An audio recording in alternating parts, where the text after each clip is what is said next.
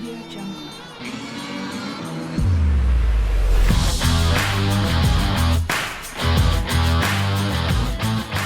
So we are now, 5 weeks into the high school football season in Oklahoma, and the chaos has just started. And if that wasn't enough, the football chaos gods have infected Oklahoma in the college ranks as well. And that and more will be our topics this week on SpOKen Freely. I'm your host, Glenn Brockenbush, and joining me yet again, my good friend, Kevin Green of the Claremore Progress. KG, how you doing, buddy? I am doing absolutely wonderful despite my Sooners not faring too well yesterday. And I say my Sooners, I'm an OSU grad. Yeah, I was gonna point that out in case people didn't know. But as you pointed out to me one time, it's something that I didn't understand at first. But one thing that you pointed out was, hey, you grew up with the Sooners, but you said I chose OSU not for their football team, but for their school, and that's makes a lot of sense. You know, I grew up a Texas A&M fan. I actually have an A&M hat hanging up in my man cave, signed by the great SpOKen himself. And but I still want them to do well. Last night they played with their food against Vanderbilt, which was tough to watch. I don't know how you do that, but. We can get to the college stuff in a bit, but you and I are both heavily involved in covering high school football, and you and I talked quite a bit this week because we each had games in our coverage areas that got canceled due to COVID and due to quarantine, and we saw the OSSAA's new rules about games not having to be forfeited and just counting as non-games. We saw that impact kind of being felt, and I think you and I both have mixed feelings on this, just because no definitive evidence necessarily, but I think a lot of us worried at first that this is a system that could be taken advantage of. And I do know that the games that were canceled, there were cases of COVID, there was contact tracing. That has been proven. Whether they could have been played or not, we will never know.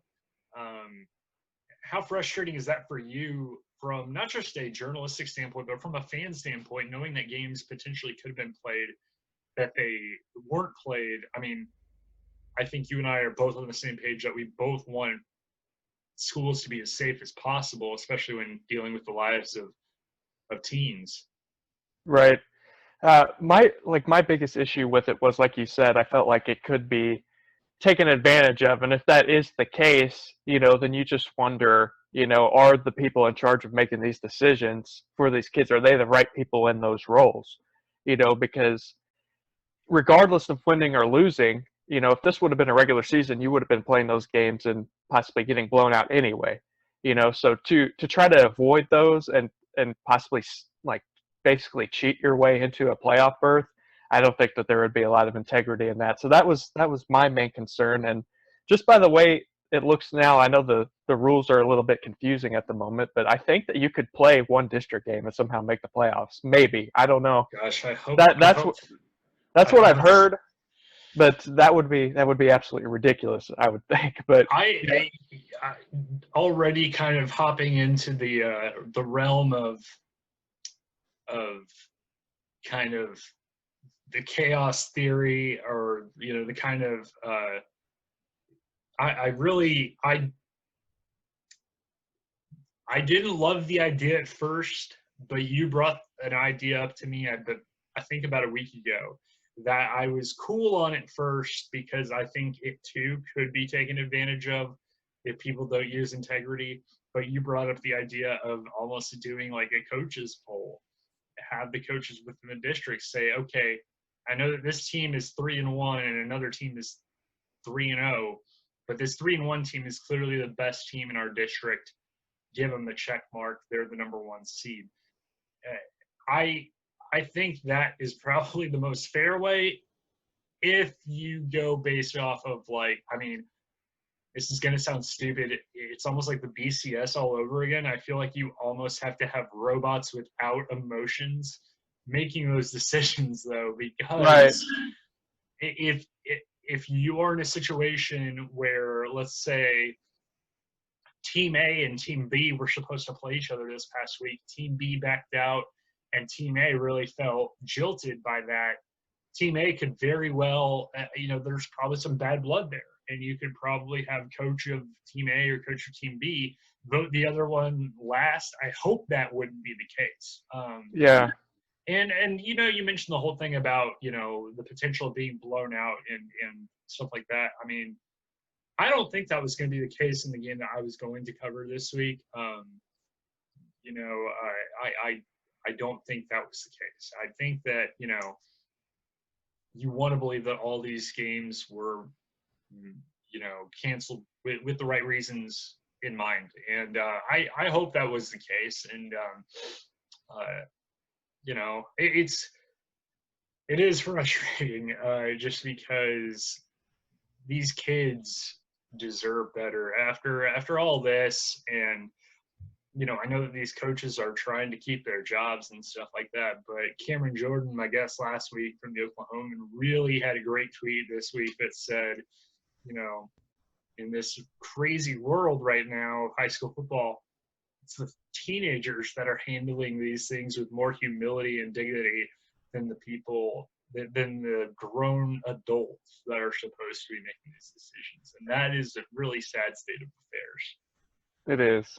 It really is. And honestly, at this point, with all like Oklahoma City Public Schools, Millwood, like canceling their games for who knows how long into the future, you just hope that doesn't spill over into some of the other districts. And then all of a sudden, we're mid-football season and there's no games. Everything's canceled, and we don't have playoffs. We don't have state champions. We already had to go through that with basketball and basketball in particular, because they were already set to play the state tournaments, and baseball didn't miss pretty much the whole season. But you don't want that situation to happen again, and I just hope that it doesn't come to that.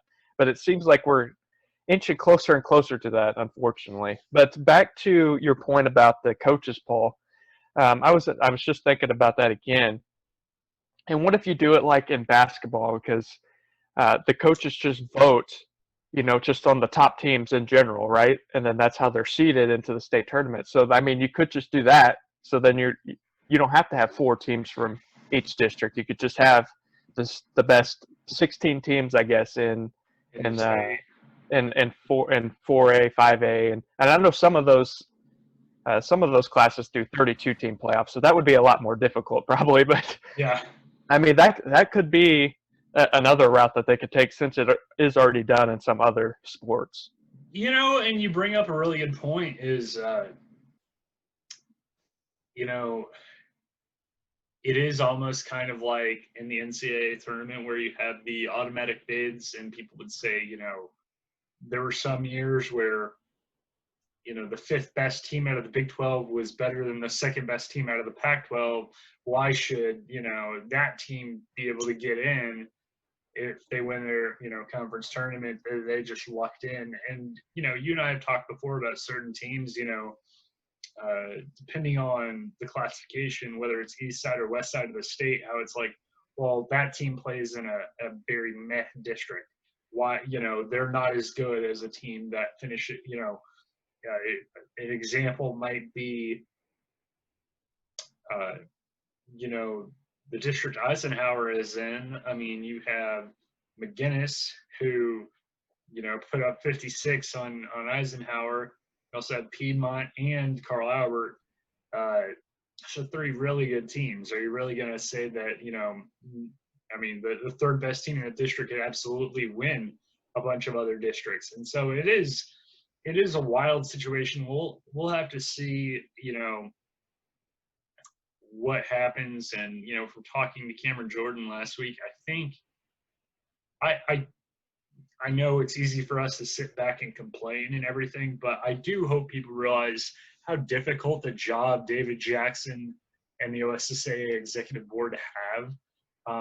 I do not envy them in the slightest. I have a hard enough time making decisions about what I'm going to make for dinner, let alone Amen. decisions that are going to affect the entire state, knowing that you're going to get criticized for them because they really were put in a no-win situation. And,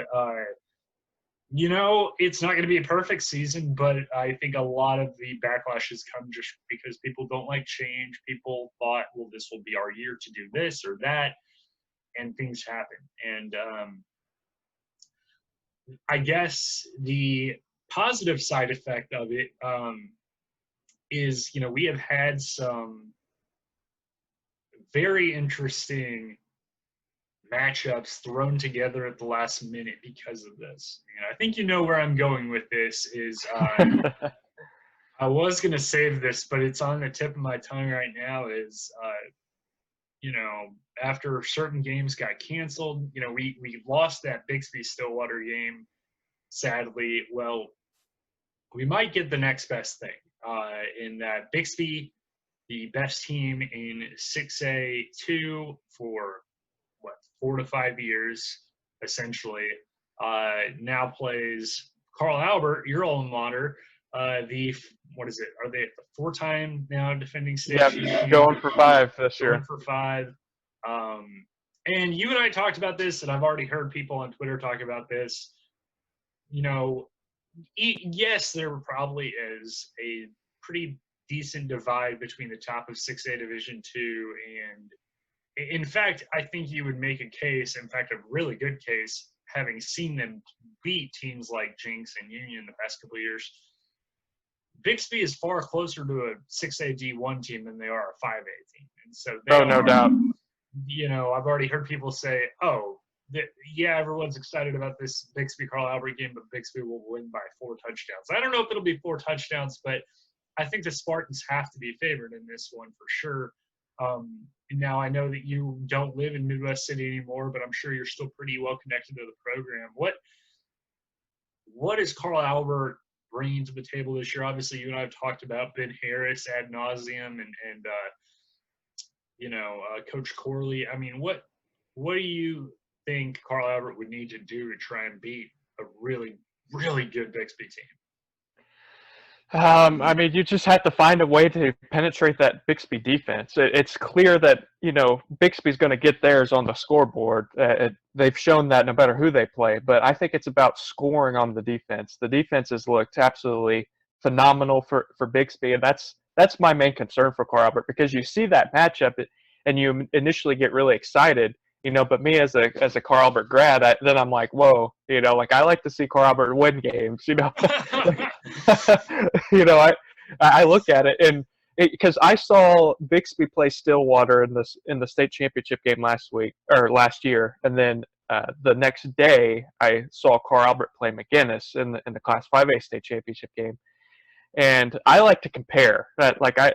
I want to know who would win in a matchup of Titans, essentially. And I thought clearly that Bixby was much better than Carl Albert, just based on those 2 games that I saw, and those were the only 2 games I had seen of those programs that year. And honestly, I think it might be that way again. And I wasn't that high on Bixby coming in, but their coaching must be absolutely phenomenal, and they have a really deep talent pool there, because they have not dropped a beat. Might even be better than they were last year. To me, if Carl Albert has to find a way to make plays down the field, and if they can't do that, they might struggle to score many points in this game. Yeah, they, the one time that I actually saw them play, was I guess 3 years ago, back when they still had Jason Taylor II and Diego Richards, and they could make plays down the field, but clearly, with DeAdrian Taylor there and obviously now Javion Hunt and Buddy Bazell, running the ball is definitely their kind of bread and butter. And I still think that, as great a job as Coach Corley does there, Lauren Montgomery at Bixby is one of the best coaches in the state. And as you mentioned, that talent pool is insane. And, you lose a Brennan Presley who goes to OSU, who was the Gatorade Player of the Year in the state of Oklahoma last year. Well, and his brother, Braylon Presley, might be just as fast, which is, I would have loved to have been there at the Presley household for, Thanksgiving backyard football games or whatever. Oh, my gosh. And their sister's a Division I trackster, so. Oh my God, is she really? Yeah, she runs Division I track at Ole Miss, I think. Oh my God. Jeez. Yeah, they. I don't know what's in the water in Bixby, Oklahoma, man. But I need to get me some. And I'm sure that you read the Oklahoma's little write-up on this matchup. And the last time they played was in the 2009 Class 5A state championship at Boone Pickens Stadium. Wow. I was actually there. I didn't play. I was just a freshman, but I was there on the sideline wearing jersey number 88 for Carl Albert, and we won 21-7. Could have been 28-7 because we took a knee at the 1 yard line with a few seconds left to just run out the clock. But yeah, so I mean I have a state championship ring from that as a result of that game. So yep. And quarterback of that team, if I'm not mistaken, was future MLB All-Star JT Realmuto, wasn't it? Yep. Yes, he was. And Trey Porter was on that team. He was a defensive back at Texas Tech. Oh wow, yeah. So yeah, there's some good players on it. Daytwan was already gone, correct? Daytwan graduated the previous year. Okay, yeah, Daytwan Lowe, eventual OSU safety, part of that Big 12 championship team in 2011 while I was there. And yeah, that game, obviously, that game is going to be a huge one, and it really overshadows a lot of the other big games. In fact, also in the Mid-Del School District that same night, Stillwater and Del City, two teams that a lot of people think could potentially give Bixby a run for their money this year. That's another game that I think because of the Bixby Stillwater game getting canceled, I think people kind of lost sight of Stillwater, and Stillwater is still playing exceptional football. And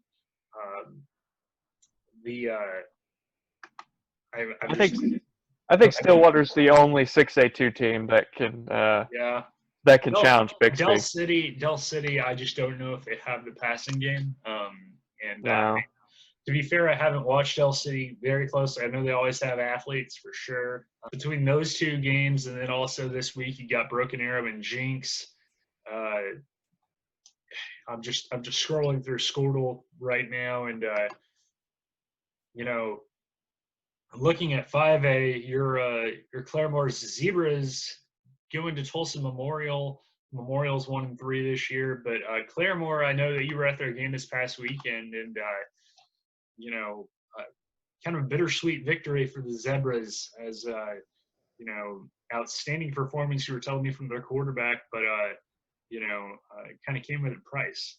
Yeah, Noah Smallwood, the quarterback, he's been having a great year. Honestly, it started off kind of slow in the scrimmages, and then in week 1 against Bartlesville, Claremore just didn't look like a very good team. But then against Oologah, he kind of came into his own a little bit. Didn't complete any passes in that game, but I think he rushed for over 100 yards, and he also had 3 interceptions on defense.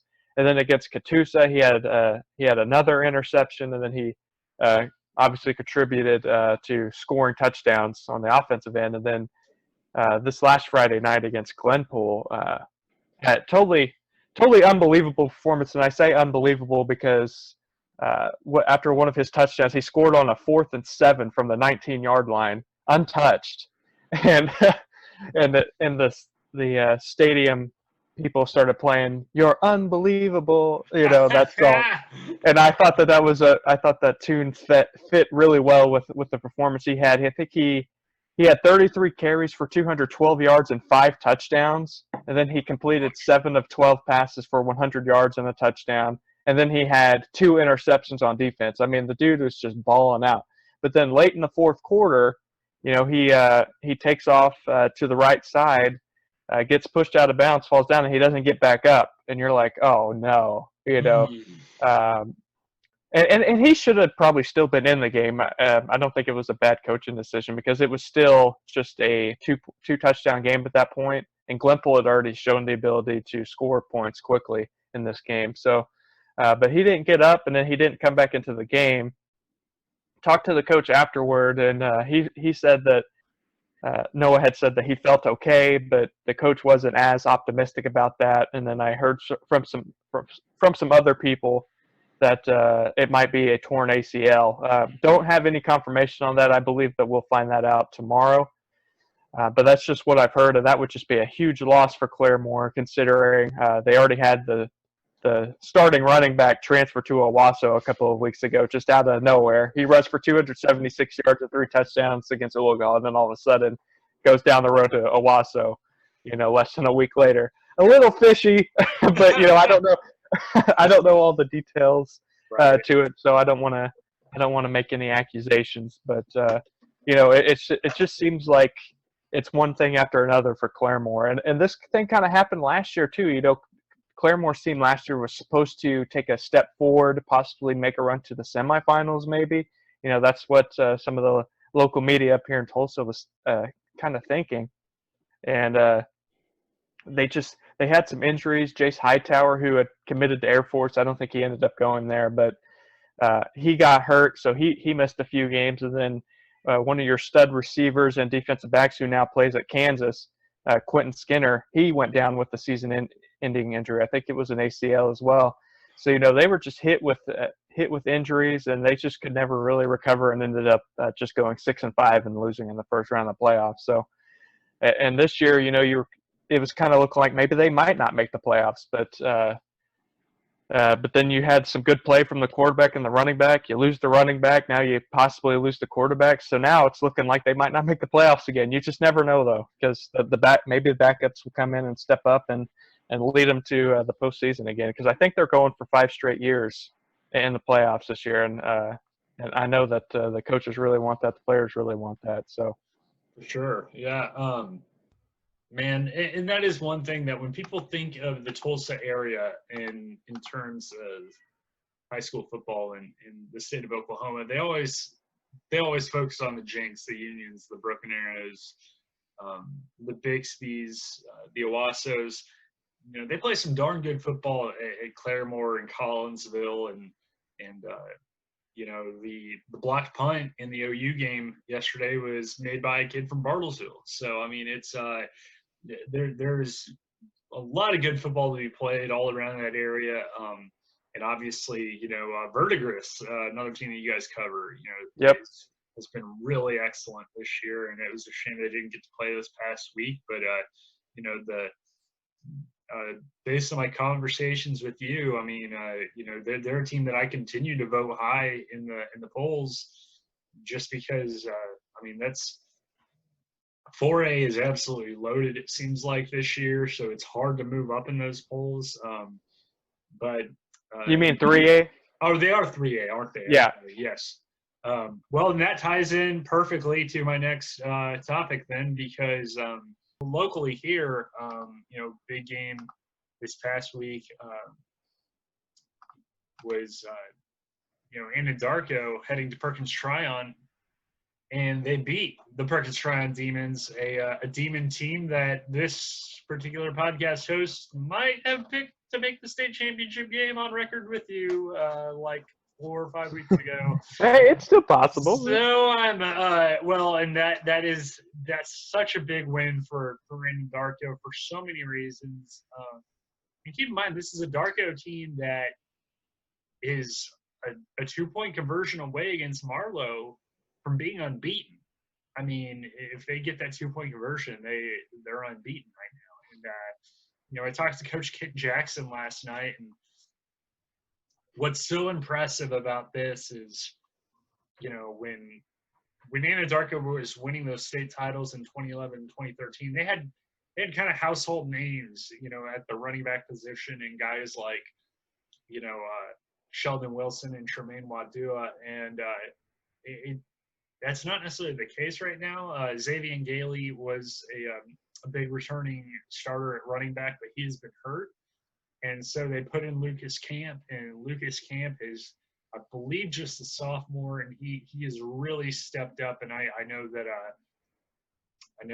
Coach Jackson has just been uber complimentary of him, and really the star potentially for the past 2 weeks or past 3 to 4 weeks really for the Anadarko Warriors.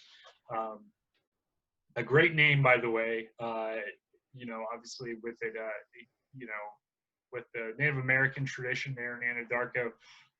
Wesley Circles at defensive back, who I believe had 2 interceptions against Elgin in week 1 against Perkins Tryon. I actually watched the highlights of I don't think he had any interceptions, but he did have a punt return that he took back almost 50 yards. And then he also had a play where Perkins was driving. They had a big run play or pass play, whichever one it was. They had a big offensive play where the guy was getting close to the goal line. I think he might have been in the red zone at that point. It would have been a huge gain, a first down. Wesley goes up and just strips the ball. It wasn't a fumble. It just takes the ball and it never hits the ground, just ends up in Wesley's hands. He turns around and takes it. And that was such a big momentum swing, and they ended up winning 18-7.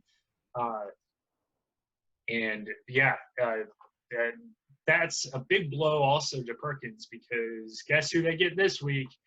Heritage Hall. So Heritage Hall does not look as crisp. They don't look as crisp, and the fact that they only trying to remember, Clinton only lost 14-7, and then of course John Marshall. We just mentioned Bears losing to Blanchard. What a freaking weird domino effect that is. If you want to do some fuzzy math, you can say, well, Heritage Hall lost to John Marshall. Who lost to Blanchard? It's like it's ridiculous. A lot of these wins and losses don't make a ton of sense so far. Blanchard has a transitive win over Heritage Hall. Yeah, exactly. Transitive property. Yeah. Anadarko, of course. I think a lot of people gave them some credit, and this was kind of a way of thinking that I kind of credit to you, because I didn't think about it as much. Of course, I guess 2018 would have been the last time that they had redistricting and all that. And of course, during that football season, I wasn't in the sports department, so I didn't see the effects of it. But, you mentioned about when teams move down a classification, they then become one of the bigger schools in that new class. And Anadarko moving down from class 4A to 3A, maybe that's making a difference. I don't know. You also had some teams here locally, or I say some teams, at least one, that moved from 3A down to 2A. We now have 3 local teams in our coverage area that are in District 2A4, and that was where I was this week. Was a big rivalry matchup in Stevens County between Comanche and Marlowe. And I did say I do want to start out by saying, and I mentioned this to you via text message the other night, and you seemed quite jealous, as I joked with the coaches. I said, man, COVID rules be damned, you guys had a packed house tonight, because that was a neat atmosphere. I mean, you and I have talked about how small school football kind of has its own little charm. I don't think I've ever seen a situation, and this is my first time, I think, being in the town of Comanche. I don't know if I've ever seen a situation where the local police had to basically block off, like they had to essentially be in downtown Comanche, which is not where the stadium is. It's like several blocks away, but they were stationed there in downtown Comanche, basically have like a traffic guard directing traffic to make sure everybody could get out okay, because there's basically one way to the highway essentially there. And it was, I was listening to some of the I guess in the second half I was up in the press box, and some of the ladies that were working the gate were talking, and one of the ladies, I guess, worked the visitors gate, and she the Marlowe crowd was excellent. The Comanche crowd was great too. Obviously, Marlowe started the game so hot that the Comanche crowd kind of got silent there pretty quickly. But I'm pretty sure that they collected more money at the visitors gate than they probably had total at like the previous home game. Wow. And, it was a big game, and like I said, Marlowe really started off hot. I mean, Comanche just started off a little slow, and you have 2 punt returns that each went at least 30 yards and then 2 interceptions. And next thing you know, bada bing, bada boom, it's 28-0. And Comanche never really recovered from that. They made some really nice plays. Probably 2 of the best catches I've ever seen in a high school game were made in this game. Shout out to Mason Colbeth with an excellent one-handed, like a legit one-handed grab. None of this like tipped it to myself. No, just whoop, and would have made Odell Beckham proud. And then later on, I think the quarterback Cooper Doucette, who struggled at times, but look, credit to Comanche. You and I have talked about how last year I saw them, and you saw them play a couple of years ago. That was a program that was kind of down in the dumps. And Casey Rowell, I need to get a proper pronunciation from him so I don't embarrass him. But he, young guy, young coach, very fiery, and he, he's got him playing good football. I mean, Cooper Doucette he was running for his life at times, but man, he can make stuff happen. He had a really nice, almost Baker Mayfield, Johnny Manziel-esque play where he just scrambled around, bought himself like 6 seconds in the pocket, and then found a receiver open downfield that set up their first touchdown of the night. Marlowe, though, man, they not only do they play a really good offense and they just kind of drain you on offense by just running and pounding the rock. Defensively, they can smother you. Carson Moore, I remember at the playoff game last year against Kingfisher, seemed like he was in on every tackle. Same way the other night. I think he had at least 7 or 8 tackles, probably some more that I missed. And, again, going back to the point about programs moving down and having, bigger numbers in terms of players, Marlowe is a deep team. I mean, in the fourth quarter, they take star quarterback Jace Gilbert out, and they put in Avery Payne. He rushes 3 times for 45 yards. I mean, and again, it was late in the game. Comanche was probably worn down a bit, but you don't just do that. And this kid was also like 6'3", 210. So wow, yeah. At the 2A level, you don't see a ton of guys like that, and Comanche's got some big boys too. But that's going to be a big one. I'm already looking toward October 30th here in Southwestern Oklahoma. You've got Cash Elgin that same night, Frederick versus Marlowe, and then Marlowe actually this week plays Lindsay. So I mean, those 3 teams are probably gunning for the district title there in 2A4. And another topic we talked about, which could potentially, determine where I go that week, that Halloween weekend, is, I believe MacArthur is supposed to be playing a home game against one of the, it might be Capitol Hill, one of the OKC schools. And of course, we don't know if the Oklahoma City Public Schools are going to continue having football, we'll have football by then. Cash will play at Newcastle this week, and Cash, another impressive win. They hold off Bethany. Kynell Daniels continues. If they had a Heisman for like each class, if they really did like a Player of the Year, truly, the AP or whatever. I mean, I know I'm biased, but Kynell Daniels has absolutely been exceptional for the Cash Bulldogs so far. I think he ran for 230-something yards against Bethany.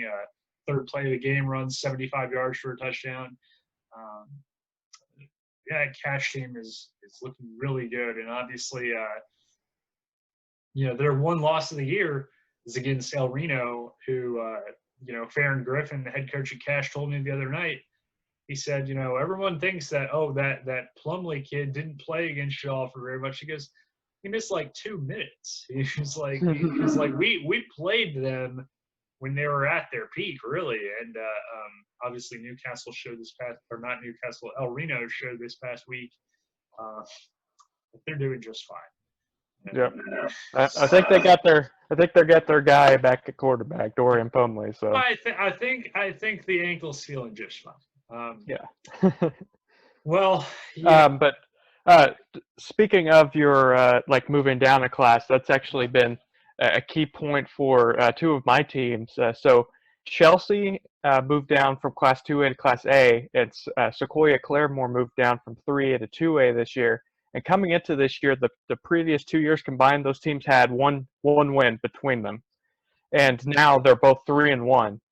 So I mean, it just goes to show you how much of a difference that makes, especially if you return a pretty decent size. Because I think both teams actually returned 9 players on both sides of the ball, which is really good. So they are both looking like pretty decent teams. I don't think that they're contenders by any means. They're not that caliber.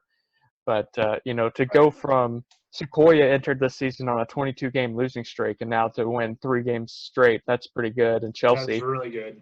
And then Chelsea, they had 1 win the last 2 years, and now they have 3 wins. So that's just going off of your point. That sometimes that does make a difference. Sometimes that lessened competition can sometimes propel those lower teams to new heights.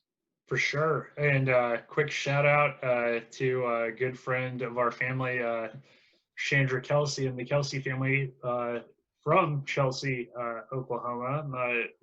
My wife's best friend, the maid of honor at our wedding, is a Chelsea Green Dragon herself.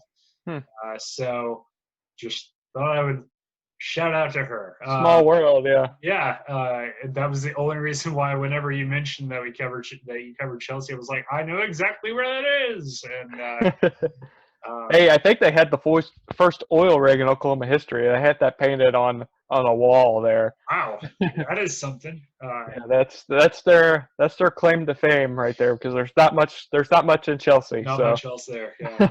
Well, man, talking.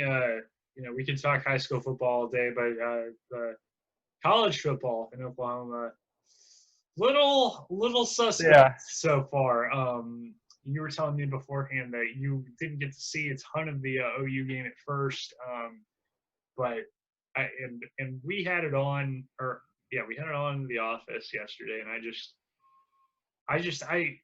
I thought OU was kind of playing with its food a little bit, but I thought, you know what, it is going to be, they'll pull this out. And then K-State kind of keeps hanging around, and they just, things that don't normally happen to an OU football team happen. And namely, blowing a 21-point lead, that's not normal. Well, namely the cracks on the offensive line, and I've been a big Alex Grinch fan, and that defense, you were just seeing so many holes, and just somebody online was saying, I thought K-State wasn't supposed to have a good O-line. How are they torching us? And somebody's like, they're not running the ball, they're passing. And he's like, well, then why aren't we getting a pass rush? Their O-line's bad. And he's like, they were on quick screens. Like, this isn't us being out. This isn't OU being out muscled by that K-State D-line. It was or K-State O-line rather. It was really the linebackers in the secondary that were getting torched, and that, I guess you go back to the drawing board. I don't really know what you do at this point. I mean, you have to go to Ames, and good luck.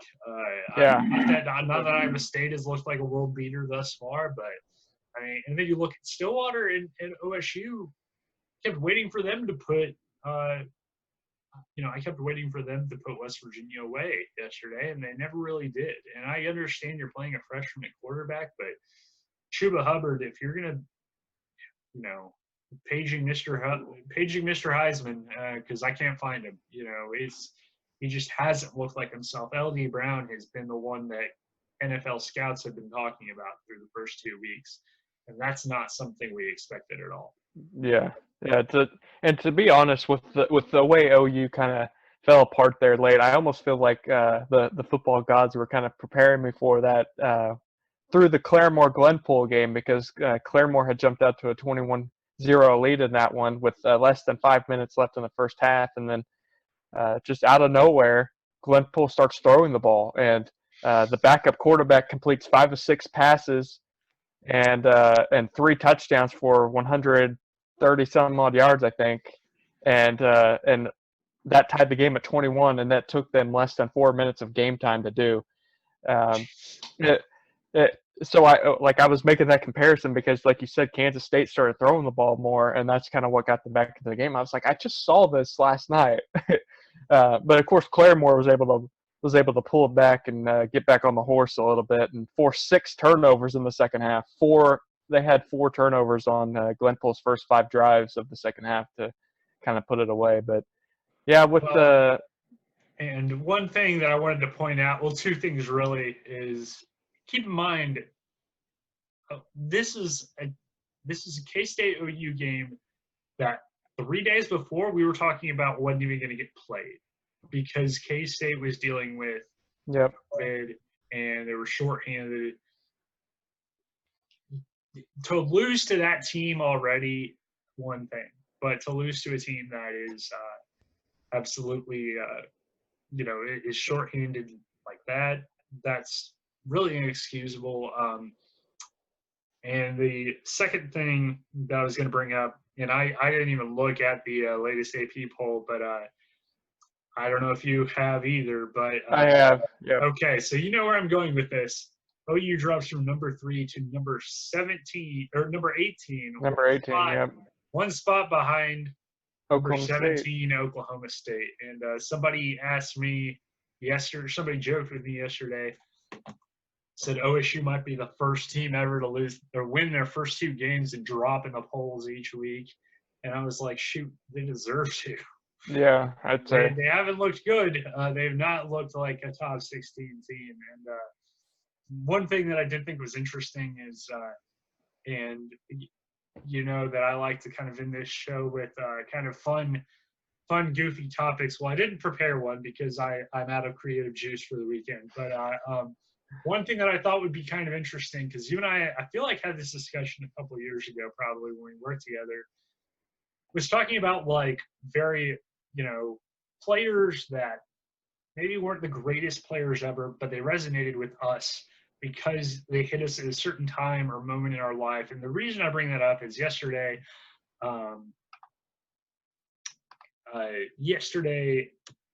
K-State is making this comeback, and they're talking on the broadcast, and of course, what's his name? Gus Johnson always loves to latch on to fun names, and he even talked about Hollywood Brown and about how he wants his Hollywood Brown jersey that I guess Marquise promised to him or whatever. But anyways, he was talking about Kansas State's running back who had such a good day yesterday, who I'm trying to find the name of right now. I know he compared him to Darren Sproles. Yes, and that was going to be kind of my topic. Was that's not a bad guy to be compared to. I mean, it's probably a backhanded compliment because it's like, hey, you're short, you play running back. Deuce Vaughn is his name. And, that dude was electric. That was actually kind of fun watching him, even though he was doing that to OU. Deuce had, to the point that I was trying to make earlier is, K-State rushes 26 times for 66 yards, an average of 2.5 carries. Yet, Skylar Thompson does run for 3 rushing touchdowns, but the passing game, 18 completions for 334 yards. Deuce Vaughn has 129 receiving yards on 4 catches, and they had That's insane. They had completions of 77 and 78 yards, neither of which go for a touchdown. But you're talking about Deuce Vaughn being compared to Darren Sproles, and I guess that was going to be kind of my next question is remember, not just guys that really resonated with us, but the little guys, like the guys that resonate not just because they're talent, but because they're fun to watch because they're so small. Because I know you were a big Quentin Griffin fan growing up. Yes. And I don't know if you remember this player in particular, but LSU had a guy who actually played in the NFL for a bit, Trendon Holiday, who I think was there around 07. And I think Trendon collected at about 5'6", but his 40 time, I mean, like he was like a 100-meter dash champion. Like he was a track star. And on that LSU team that won the championship in, I think, 07, he had multiple punt return touchdowns. And, you know, it is something, even though you and I are, neither of us are the shortest guys in the world, but we're not, you know, we weren't, neither you or I were built necessarily growing up. I know you and I have talked about our time running cross country, you know, that there is something about watching the guy that isn't built like, you know, Rob Gronkowski or J.J. Watt doing great things. You know, sometimes it's fun to watch the guy that's a little skinnier, a little shorter. Yeah, because some of those guys get overlooked, you know, out of high school. So, and because I think that kid that you're talking about, the Kansas State kid, was a true freshman, right? I think so. Yeah. Yeah. So between him and Breece Hall at Iowa State, who's a sophomore, like Big 12's got some problems on their hands the next couple of years, man. I mean, Deuce Vaughn is going to be a problem for teams for the next couple of seasons. And, you know, I thought it was interesting, and I guess either Twitter got it out of the way early or nobody else has an issue with this. I'm glad that Oklahoma State inducted Thurman Thomas into their new Ring of Honor.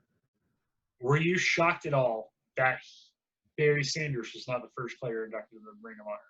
Nah, not really, because I mean Thurman Thomas is another, you know, big name to come out of Oklahoma State. I don't have any problem with him being first. So, and maybe part of it is just because I didn't, and maybe some of it is his personality, just because Thurman seems a little more warm to publicity and stuff than Barry. Barry has always been a little more reclusive, you know, a little more like, you know, I mean, when the famous story was when he won the Heisman, because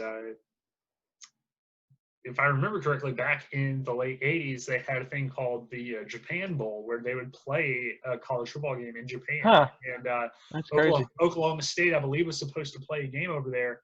And they offered Barry the opportunity to stay in the States and go to the Heisman ceremony, because it was going to be happening the same night.